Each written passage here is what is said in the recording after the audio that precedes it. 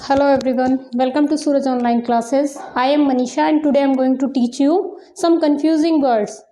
English में ऐसे बहुत सारे वर्ड्स होते हैं जिनकी प्रोनाउंसिएशन सेम ही फील होती है, मतलब बोलेंगे हम उन्हें सेम तरीके से, बट उनकी जो स्पेलिंग्स होती है और मीनिंग होती है वो एक दूसरे से डिफरेंट होती है. सो आज हम कुछ ऐसे ही कंफ्यूजिंग वर्ड्स को इस क्लास में डिस्कस करने वाले हैं. अप्रॉक्स 25 to 30 यहाँ पे आज जो डिफरेंट वर्ड्स होते हैं उनको हम यहाँ पे डिस्कस करने वाले हैं. अगर ये क्लास अच्छे तरीके से चलती है then we will go for the next class. Okay, so let's start. First है ant, ANT ant, and second number पर लिखा हुआ है AUNT आंट. दोनों सेम ही फील होते हैं. प्रोनाउंस हम इनको सेम तरीके से करते हैं, क्या बोलते हैं, आंट ही बोलते हैं. बट ANT आंट जहाँ पर लिखा होगा उसका मतलब होता है चीटिंग, एंड AUNT आंट लिखा होगा तो उसका मतलब बनता है चाची, जो हमारे रिलेशन में लगते हैं. तो फर्स्ट आंट चीटी, कौन से ANT आंट जहाँ पर लिखा होगा उसे हम चीटी के लिए यूज़ करते हैं. This is a black ant, इस तरीके से बोलेंगे. बट AUNT अगर लिखा होगा, स्पेलिंग पे हमें यहाँ पे ध्यान देना होगा, प्रोनाउंसिएशन पे नहीं. अब आप बोलेंगे कि अगर कोई बोल रहा है तो हम कैसे समझेंगे कौन से वाले आंट के बारे में बात हो रही है. सो हम सेंटेंस के अकॉर्डिंग समझ सकते हैं कि किसके बारे में बात हो रही है, किसी पर्सन के बारे में बात हो रही है, किसी जानवर के बारे में बात हो रही है. सेकंड लिखा हुआ है I love my aunt. Of course यहाँ पर अगर कोई बोल के भी बताएगा तो आप समझ जाओगे कि आंट वो चीटी के लिए तो कहेगा नहीं, अपने किसी रिलेटिव के बारे में ही बात कर रहा है.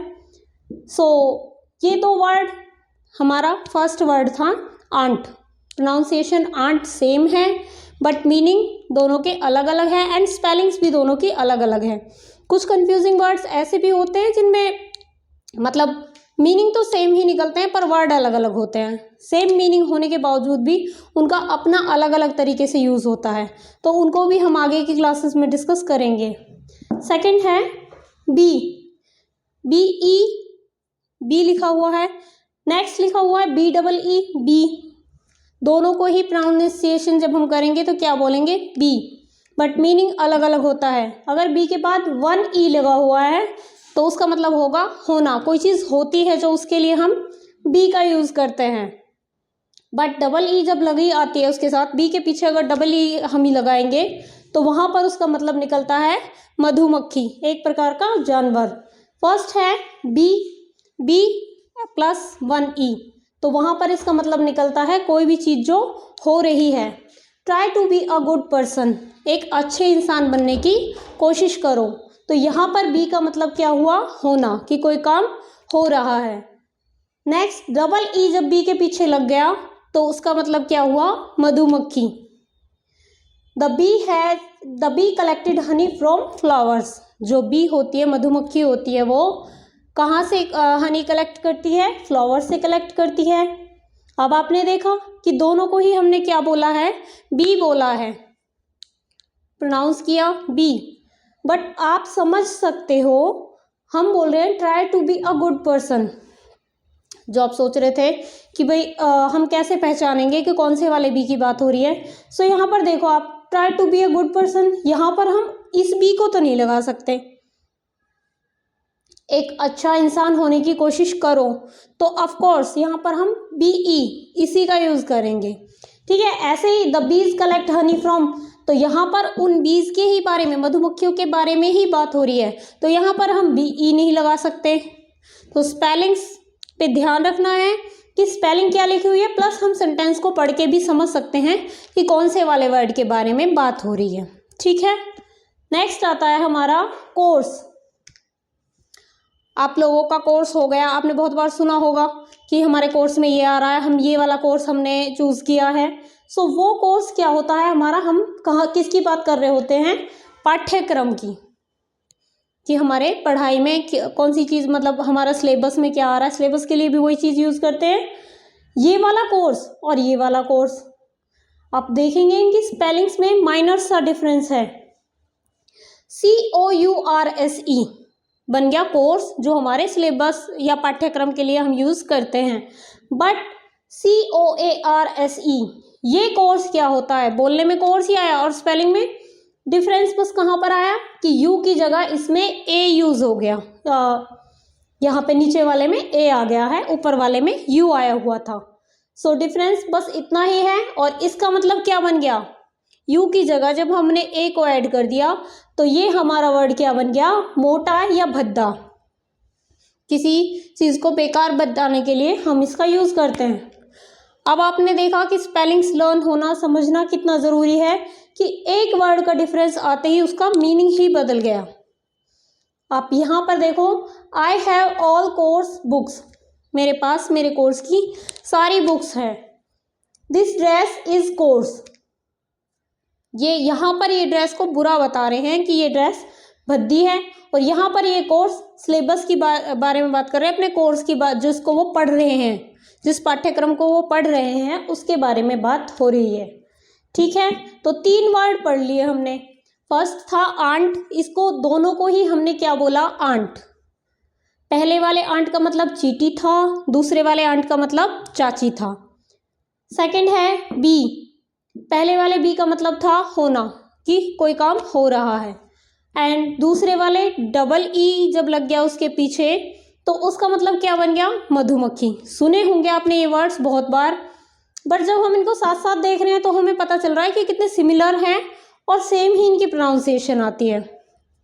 तो कोई पर्सन अगर बोल के बता रहा है तब हम कैसे डिफरेंस समझेंगे, अगर हमें इनके मीनिंग पता होंगे विद स्पेलिंग्स।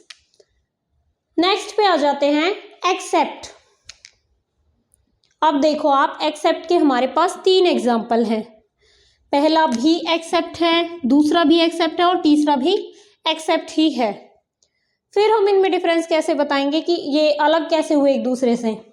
पहले एक्सेप्ट का मतलब क्या आ रहा है, अतिरिक्त, कि ये चीज़ है इसके अलावा। हम बहुत सारी चीज़ों के बारे में जब बात कर रहे होते हैं तो हम कहते हैं कि एक्सेप्ट दिस वन, या मतलब इतनी सारी चीज़ों में ये सब ठीक है बट एक्सेप्ट दिस वन। तो वहाँ पर अतिरिक्त के लिए हम इस वाले एक्सेप्ट को यूज़ करने हैं। स्पेलिंग्स बिल्कुल ध्यान से देखिए, इसकी स्पेलिंग रहेगी EXCEPT। ये वाला एक्सेप्ट अतिरिक्त के लिए यूज़ हो रहा है। I love all dresses except this one, कि मुझे सारी ड्रेसेस पसंद हैं एक्सेप्ट दिस वन, इस एक के अलावा। यहाँ पर हमने इसका ऐसे यूज़ कर लिया। स्पेलिंग को माइंड में रखते चलेंगे, देन उसके जो मीनिंग निकल रहा है उसको ध्यान में रखेंगे। नेक्स्ट है एक्सपेक्ट। पहला था एक्सेप्ट, सेकंड है एक्सपेक्ट। अब हमने बोलने में भी अलग आ गया, बट जब हम इनको बहुत बार बोलते हैं ना तो बोलने में ही सेम बोल जाते हैं, क्योंकि बिल्कुल सिमिलर फील होते हैं एक्सेप्ट और एक्सपेक्ट। इवन इसके जो वर्ड्स हैं वो भी वही हैं, जो वर्ड इसमें आए हैं सेम इसी में आए हैं, ऊपर आगे पीछे हो रहे हैं, बस इतना सा ही डिफरेंस है। तो इस वाले एक्सपेक्ट का मतलब क्या है कि मैंने आशा, कोई किसी से आशा रखता है, उम्मीद रखता है, हमने किसी से एक्सपेक्टेशन रखी, उसकी बात यहाँ पर हम कर रहे हैं। एक्सपेक्ट, आशा करना। I expect help from my friend, कि मैं अपने दोस्त से हेल्प की उम्मीद करता हूँ। सभी लोग करते हैं, उनसे, अपने फ्रेंड से एक्सपेक्टेशन रखते हैं कि वो उनकी हेल्प करेंगे। नेक्स्ट है एक्सेप्ट। ये भी एक्सेप्ट है और ये भी एक्सेप्ट है, सेम प्रोनाउंसिएशन आ रही है बट इनका स्पेलिंग देखिए कंप्लीटली ऑलमोस्ट अलग ही है। लास्ट में आके CEPT वो सेम है, बाकी आगे से इनकी स्पेलिंग भी अलग है, बट हम प्रोनाउंस क्या कर रहे हैं दोनों को, एक्सेप्ट। इस एक्सेप्ट का मतलब क्या होता है, इस बहुत सारे लोग इसको एक्सेप्ट भी बोलते हैं और कुछ बोलते हैं एक्सेप्ट। तो एक्सेप्ट हम बोलेंगे तो सेम ही प्रोनाउंसिएशन आ रही है, बट एक्सेप्ट बोल देते हैं तो पता चल जाता है कि उसके बारे में बात हो रही है। सो अभी हम इसको सोचते हैं कि एक्सपेक्ट, एक्सेप्ट स्वीकार करना। I can not accept such an expensive gift. ये क्या कह रहा है, कैसे स्वीकार करना, कि कोई किसी को बोले कि भाई मैं इस तरह का एक्सपेंसिव, इतना महंगा गिफ्ट मैं स्वीकार नहीं कर सकता। यहाँ एक्सेप्ट का मतलब क्या होता है, किसी चीज़ को स्वीकार करना। इस वाले एक्सेप्ट का मतलब क्या था, के अतिरिक्त, के अलावा में। तो लगभग ये लगा लो कि ये इसका बिल्कुल ऑपोजिट सा ही बन गया, कि यहाँ तो हम के अलावा कर रहे हैं और यहाँ सारी चीज़ को हम एक्सेप्ट कर रहे हैं, स्वीकार कर रहे हैं। ठीक है, नेक्स्ट हमारा वर्ड आता है 5th नंबर पे हियर। हियर का मतलब सुनना होता है। यहाँ पर we hear with our ears, कि हम अपने कानों से सुनते हैं। क्लियर, सबको ही पता है हियर का मतलब सुनना होता है। बट नीचे जो हेयर लिखा हुआ है ये भी सेम ही है। अब इस हेयर को इसे भी हेयर बोल सकते हैं, प्रोनाउंस करने का डिफरेंस होता है। हेयर HERE, इसका मतलब होता है यहाँ। I will stay here for 2 years। तो वो क्या कह रहा है कि मैं यहाँ पर 2 सालों के लिए रुकने वाला हूँ, किसी स्थान के बारे में बात हो रही है। इस वाले हेयर का मतलब सुनना हो गया HEAR, और इस वाले हेयर HERE, इसका मतलब क्या हो गया, यहाँ किसी जगह के बारे में जब हम बात करते हैं यहाँ वहाँ, तो ये वाला हेयर ये हुआ। ठीक है, नेक्स्ट 6 नंबर पे आते हैं इन। इन मोस्टली हम बोलते हैं IN को, IN को बोलते हैं। उस IN वाले इन का मतलब होता है में या अंदर। प्रीपोजिशंस में भी पढ़ा होगा कि इनको हम क्या बोल रहे थे, में। कोई चीज़ कहीं किसी में, किसी जगह के अंदर, किसी प्लेस के अंदर जब चीज़ों की बात हो रही थी तो हम इन का यूज़ कर रहे थे। बट ऊपर वाले इन INN, यहाँ पर INN है, तो इस इन का मतलब होता है सराय। सराय क्या होती है, एक रुकने की जगह होती है। यात्रियों के, लोग आते जाते हैं तो उनके रुकने के लिए जो विश्राम गृह वगैरह बने होते हैं उनको हम इन बोलते हैं, सराय बोलते हैं। ठीक है, so I stayed in an inn at Haridwar. उसने क्या बोला कि मैं एक इन में रुका था हरिद्वार में। बट नेक्स्ट इन का मतलब I will stay in Mumbai for 2 days, कि मैं मुंबई 2 दिनों के लिए रुकूंगा। यहाँ पर इन मुंबई में, ठीक है, मुंबई में बोलने के लिए इन का यूज हुआ है। बट यहाँ पर जो ये इन है INN, इस इन का मतलब एक स्पेसिफिक जगह है। क्लियर, तो ये हमारे 6 है ऐसे कंफ्यूजिंग वर्ड्स जो सिमिलर फील होते हैं प्रोनाउंसिएशन जब उनकी करते हैं तब, बट जो उनकी स्पेलिंग होती है उसमें माइनर सा डिफरेंस होता है और कई बार बहुत ज़्यादा डिफरेंस भी होता है। जैसे कि आपने एक्सेप्ट में देखा कि उसमें बहुत ज़्यादा डिफरेंस दिख रहा था, कई वर्ड्स अलग थे फिर भी एक्सेप्ट ही बन रहा था। बट कुछ बिल्कुल सेम ही होते हैं, जैसे स्टार्टिंग से ही हम देख रहे थे, बस पहले में आंट और आंट यू हटा दे तो सेम ही बन जाएगा, और स्पेल प्रोनाउंसिएशन भी सेम है, बट मीनिंग्स अलग अलग है क्योंकि यू लग गया तो उसका कंप्लीट वर्ड ही चेंज हो गया। पहला था आंट, दोनों आंट का हमने डिफरेंस देख लिया कि दोनों के बीच में क्या डिफरेंस है। ऐसे करके हम लोगों ने अभी तक 6 कर लिए हैं। आगे के जो वर्ड्स हैं उनको भी हम 1 by 1 समझेंगे, तब तक के लिए आप इसका स्क्रीनशॉट ले सकते हैं।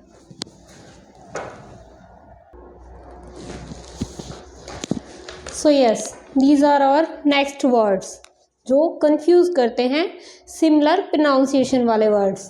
फर्स्ट है एडवाइस और सेकंड है एडवाइस। सेम ही वर्ड्स हैं बोलने में, मीनिंग भी सेम ही निकलता है, बट यूज इनका अलग अलग होता है। ये भी परामर्श है और ये परामर्श देना, ये डिफरेंस है। कैसे हुआ डिफरेंस कि यहाँ पर परामर्श, कोई किसी को सलाह, किसी की सलाह के बारे में जब हम बात करते हैं तो हम इस वाले एडवाइस की बात करते हैं ADVICE, ये वाला एडवाइस। और किसी ने हमें सलाह दी तब हम ADVISE इसका यूज करते हैं। किसी की सलाह, हम बता रहे हैं कि उसकी सलाह अच्छी थी, उसने मुझे ये बताया था, his advice is very valuable, उसकी जो सलाह है वो काफ़ी वैल्यूएबल है। यहाँ पर हमने CE वाले एडवाइस का यूज़ किया है। और यहाँ पर my mother advised me to work hard, कि मेरी मदर ने मुझे सलाह दी हार्ड वर्क करने की। सो यहाँ पर इस वाले एडवाइज्ड को एडवाइस S वाले को यूज़ किया है। किसी ने सलाह दी तो S वाला यूज़ करेंगे, और किसी की सलाह के बारे में बता रहे हैं कि उसकी सलाह अच्छी है, उसने मतलब वो उसकी सलाह बहुत वैल्यूएबल है, तो वहाँ पर हम CE वाले एडवाइस को यूज़ करते हैं। ठीक है, नेक्स्ट आता है हमारा, देखो फेयर, फेयर। दोनों का प्रोनाउंसिएशन जो है वो फेयर ही आता है, दोनों का प्रोनाउंसिएशन यहाँ पर फेयर ही आ रहा है। FAIR फेयर, मेला। FARE फेयर, किराया। पहले तो आप फेयर को ही देख लीजिए, FAIR वाले को। इस फेयर का मतलब मेला होता है। एक इसी फेयर का विद सेम स्पेलिंग मतलब होता है गोरा। ठीक है, किसी को गोरा जब हमें बताना होता है तो हम बोलते हैं fair, he is very fair, she is very fair. यहाँ पर इस फेयर का मतलब हमने मेला लिखा हुआ है। Last Sunday we went to see a fair, कि आखिरी संडे हम एक मेला देखने के लिए गए थे। और इस वाले फेयर FARE फेयर, इस फेयर का मतलब है किराया। यहाँ पर हम मोस्टली अभी ऐसे वर्ड्स को समझ रहे हैं जिनकी स्पेलिंग्स अलग अलग होती है और मीनिंग भी अलग अलग होते हैं, सेम प्रोनाउंसिएशन होती है। अदरवाइज फेयर इसका मतलब सेम स्पेलिंग के साथ और भी इसकी मीनिंग होते हैं, जो मैंने आपको बताया गोरा। तो वो आगे के जो आएगा ना इसी का सिमिलर टॉपिक, वहाँ पर हम डिस्कस करेंगे ऐसे वर्ड्स जिनकी स्पेलिंग भी सेम होती है बट मीनिंग इनके अलग अलग होते हैं। ठीक है, FARE इस फेयर का मतलब है किराया। कहीं से कहीं जाने के लिए कितना किराया लगता है उसकी जब हम बात करते हैं तो FARE वाले फेयर का यूज़ करते हैं। What is the fair for Mumbai, ये पूछ रहा है कि मुंबई जाने के लिए किराया क्या है। तो यहाँ पर इस फेयर का मतलब किराया है। FARE मतलब किराया, FAIR फेयर, मेला। ठीक है, नॉट नेक्स्ट है हमारा, नेक्स्ट वर्ड आता है हमारा नॉट। NOT, not. किसी भी चीज़ को नहीं करने के लिए जब हम बोलते हैं तो हम इस नॉट का यूज़ करते हैं। I do not like this dress, यहाँ पर आ गया ये नॉट। ठीक है, नेक्स्ट है नॉट यानी कि गांठ। टाई द नॉट केयरफुली, यहाँ पर भी नॉट ही बोल रहे हैं हम इसको, इसका के साइलेंट हो गया और बन गया नॉट। ठीक है, बट इस नॉट का मतलब NOT, नॉट का मतलब होता है नहीं, और इस नॉट का मतलब होता है गांठ। I do not like this dress, मुझे ये ड्रेस पसंद नहीं है, तो यहाँ पर NOT नॉट आएगा। But tie the not carefully, of course आपको समझ में आ रहा होगा ना कि अलग अलग जब हम सेंटेंस में हम पढ़ेंगे ना तो हमें पता चल जाएगा कि यहाँ पे कौन से वाला नॉट आना चाहिए। यहाँ पर NOT नॉट नहीं आ सकता, टाई द नॉट केयरफुली, फिर तो उसका मीनिंग ही नहीं निकलता। यहाँ पर टाई करने की बात हो रही तो किस चीज़ को टाई किया जा सकता है, गांठ को, तो यहाँ पर टाई द नॉट केयरफुली। ठीक है, नेक्स्ट आता है हमारा पीस, PEACE, पीस। इस पीस का मतलब है शांति। I am a peace loving person, कि भाई मैं शांति को पसंद करने वाला व्यक्ति हूँ, मुझे चारों अपने आसपास शांति का माहौल चाहिए। PIECE, पीस, किसी चीज़ का टुकड़ा, कोई बड़ी चीज़ है उसका एक छोटा सा पार्ट, टुकड़ा, उसके लिए भी पीस ही बोला जाएगा। बट स्पेलिंग आप देख सकते हैं इसकी अलग है, PEACE और इसकी है PIECE। ठीक है, दोनों की अलग अलग स्पेलिंग्स है।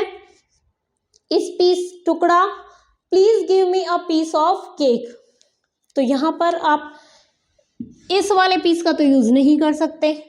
अगर आपने इनकी हिंदी जो है इनका मीनिंग देख लिया, इस पीस का मतलब शांति आ रहा है और इस वाले पीस का मतलब आ रहा है टुकड़ा, तो क्या ये एक दूसरे की जगह ले सकते हैं? बिल्कुल नहीं ले सकते। सो प्रोनाउंसिएशन सेम है बट मीनिंग डिफरेंस है। सो यहाँ पर हमें इनकी स्पेलिंग्स को ध्यान में रखना होगा कि कौन सी स्पेलिंग के साथ उसका मीनिंग क्या बन जाता है वर्ड का। सिर्फ बोलने से ही नहीं, मीनिंग क्या बनता है वो चीज़ मैटर कर रही है यहाँ पे। ठीक है, नेक्स्ट है लूज। नेक्स्ट वर्ड आता है हमारा लूज। पहले लूज का मतलब है ढीला और दूसरे लूज का मतलब है खोना। एक ही लूज के दो मतलब नहीं, अलग अलग वर्ड हैं। आप देखिए कि एक में डबल ओ आया हुआ है और दूसरे वाले में सिंगल ओ आया है। पहला है LOOSE लूज और दूसरा है LOSE। बोल दोनों को लूज ही रहे हैं बट मीनिंग यहाँ पे डिफरेंस निकल रहा है, बिल्कुल एकदम डिफरेंट। पहले लूज का मतलब ढीला हो गया, दिस शर्ट इज लूज। अगर हमें बताना हो कोई चीज ढीली है तो हम क्या बोलेंगे, दिस शर्ट इज लूज। वहां पर हम डबल ओ वाला जो वर्ड है उसको यूज करेंगे। बट लूज खोना, LOSE।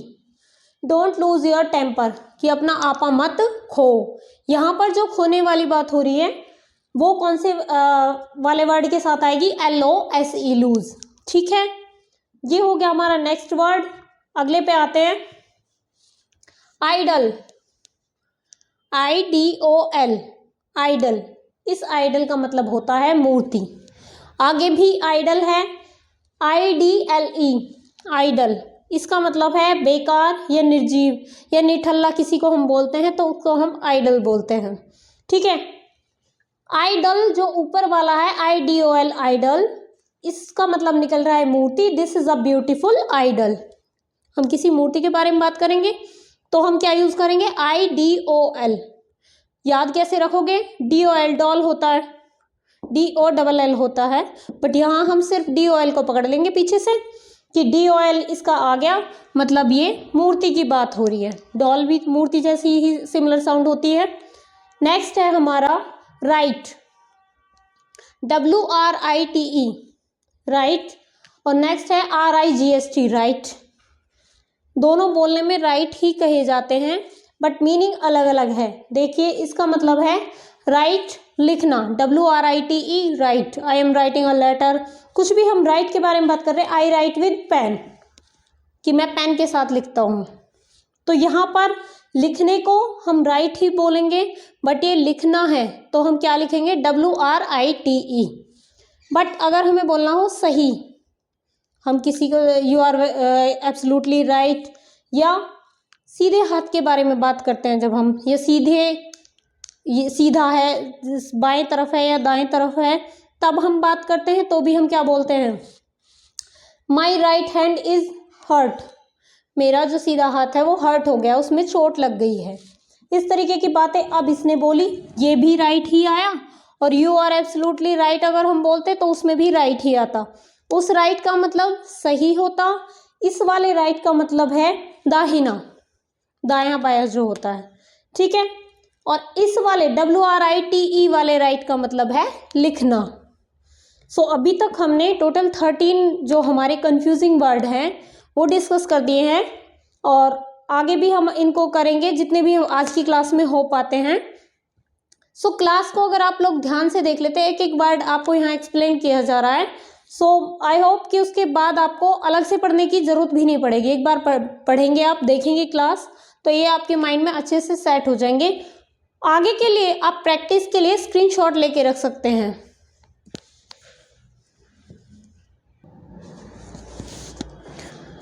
So these are our next confusing words. हम डिस्कस कर रहे थे 13 हमने डिस्कस कर लिए थे। नेक्स्ट स्टार्ट करते हैं 14 से। Week, WEEK, week. इस वीक का मतलब होता है सप्ताह, और WEAK, वीक, ये भी वीक ही प्रोनाउंस किया जाएगा, बट इसका मीनिंग होता है कमज़ोर। दोनों के अलग अलग मीनिंग हो गए। Week, 1 week has 7 days. यहाँ पर हम सप्ताह वाले वीक की बात कर रहे हैं कि 1 वीक में कितने, 7 डेज होते हैं। He is week in maths, कि वो मैथ्स में कमज़ोर है। अब यहाँ पर वीक का मतलब मेंटली भी वीक हो सकता है और फिजिकली भी वीक हो सकता है। दोनों ही वीक में हम WEAK, कोई भी कमज़ोरी अगर हमें बतानी है तो वीक, WEAK। और अगर हम सप्ताह की बात कर रहे हैं तो वहाँ पर हम WEEK, वीक, इसका यूज़ करेंगे। ठीक है, नेक्स्ट देख लेते हैं क्वाइट। क्वाइट का मतलब होता है शांत। इस वाले क्वाइट का QUIET, क्वाइट। इस क्वाइट का मतलब होता है शांत होना या शांत रहना। और QUITE, क्वाइट, बिल्कुल सेम ही प्रोनाउंस हो रहा है और सेम ही स्पेलिंग में भी, बस इसका ई पीछे लग गया है और इसका आगे लग गया है। सेम ही लग रहे हैं, बट इस क्वाइट का मतलब हो गया शांत और इस क्वाइट का मतलब हो गया बिल्कुल। Please keep quiet, QUIET। अगर हम शांत रहने के लिए बोलेंगे तो हम इसका यूज़ करेंगे प्लीज़ कीप क्वाइट, कि एकदम शांत हो जाओ। I am quite well now, बिल्कुल बोल रहे हैं कि मैं बिल्कुल ठीक हूँ, तो यहाँ पर हम कौन से क्वाइट का यूज़ करेंगे, QUITE क्वाइट, इस वाले क्वाइट का हम यहाँ पर यूज़ करेंगे, जिससे कि हमें क्या बोलना है, बिल्कुल बोलना है। ठीक है, तो दोनों एक दूसरे से बिल्कुल डिफरेंट हो गए हैं। नेक्स्ट देखते हैं वेट। दो वेट है यहाँ पर। फर्स्ट वेट का मतलब वजन हो गया और दूसरे वेट का मतलब है प्रतीक्षा करना, इंतजार करना। वजन वाले वेट का की स्पेलिंग क्या होगी, WEIGST वेट, और इंतजार करने वाले वेट की स्पेलिंग क्या होती है, VAIT वेट, इंतजार करो। माई वेट इज 60 kg, यहाँ पर ये अपना वजन बता रहा है, तो कौन से वाले वेट का यूज करेगा, WEIGST। बट बोलना है अगर प्लीज वेट फॉर मी, तो वहां पर कौन से वाले वेट का यूज होगा, VAIT, इस वाले वेट का यूज होगा। ठीक है, नेक्स्ट आता है ईयर। दोनों ही ईयर है। पहला है EAR ईयर, जिसका मीनिंग निकलता है कान। दूसरा ईयर है YEAR ईयर, वर्ष। साल के बारे में जब हम बात करते हैं तो वो ईयर की स्पेलिंग वो होती है। दोनों ही बहुत कॉमन से वर्ड है और दोनों की स्पेलिंग आपको आती भी होगी, बट सेम प्रोनाउंस होते हैं, तो बोलने से हमें कैसे समझना है, we hear with our ears. जब कानों से रिलेटेड कोई भी बात करी जाए, कानों से हम सुनते हैं या कान के आसपास के एरिया की बात हो रही है, बॉडी पार्ट्स की बात हो रही है, तो ऑब्वियसली हम EARS वाले ईयर की बात कर रहे हैं। ठीक है, बट अगर दिनों की बात हो रही है तो दिनों में तो ये EAR वाला ईयर आएगा नहीं, तो कौन से वाले ईयर की बात हो रही है, YEAR वाले की। ठीक है, ये वाला ईयर यहाँ पर यूज हो रहा है। नेक्स्ट हम देखते हैं सन। दो सन हैं, दोनों की स्पेलिंग में एक वर्ड का ही डिफरेंस है, SUN और SON। SUN सन जो सूर्य होता है और SON सन बेटा। तो दोनों एक बात से ही समझ में आ गए कि दोनों बिल्कुल डिफरेंट है। कैसे समझेंगे कि अगर किसी शाइनिंग की वाली बात हो रही है या कुछ हम अपने आसपास के एटमॉस्फेयर की बात कर रहे हैं, कुछ भी वातावरण की बात कर रहे हैं या हमारी पृथ्वी के आसपास की चीज़ों की बड़ी बात कर रहे हैं, तो वहाँ पर SUN सन सूरज की ही बात हो रही होगी। बट ही इज़ माई सन, यहाँ पर SUN नहीं आ सकता, क्योंकि सन तो हमारा नहीं हो सकता ना SUN वाला, SON वाला सन हो सकता है। ठीक है, नेक्स्ट है ब्रेक। दोनों वर्ड्स ब्रेक ही हैं, BRAKE ब्रेक और BREAK ब्रेक। दोनों वर्ड्स में अगर हम प्रोनाउंसिएशन देखें सेम ही है, इसकी भी ब्रेक है और इसकी भी ब्रेक है, और उसको मैंने हिंदी में लिखा हुआ है ब्रेक। इसका मतलब भी रुकना ही होता है। फिर आप कहेंगे कि इसमें डिफरेंस क्या है। ये जो ब्रेक है BRAKE वाला, ये ब्रेक जो साइकिल के ब्रेक होते हैं उसके लिए यूज़ होता है। ये वाली स्पेलिंग हम कहाँ लगाएंगे, जो साइकिल के ब्रेक्स होते हैं वहाँ पर। कौन सी स्पेलिंग, BRAKES। ठीक है, और जो ब्रेक BREAK वाली होती है, ये प्रॉपर रुकने के लिए। जरूरी नहीं है कि साइकिल के रुकने के लिए ही ये चीज़ कही जाए, कोई भी चीज़ है अगर वो रुक रही है तो वहाँ पर हम इस वाले ब्रेक को लगाएंगे। और ये वाले ब्रेक कौन से होते हैं, साइकिल में, गाड़ी में, बाइक में, जो भी ब्रेक होते हैं ये उसके लिए यूज़ की जाती है। कौन सी, my cycle has good brakes, my cycle has good brakes, तो यहाँ पर इस वाले ब्रेक को नहीं लगाएंगे, BREAK वाले ब्रेक को हम यहाँ पर नहीं लगाएंगे। हम कौन सा ब्रेक लगाएंगे, BRAKES, कि ये वाला ब्रेक यहाँ पर आ सकता है। ठीक है, I can run for 1 hour without break, कि मैं 1 घंटे तक दौड़ सकता हूँ बिना किसी ब्रेक के।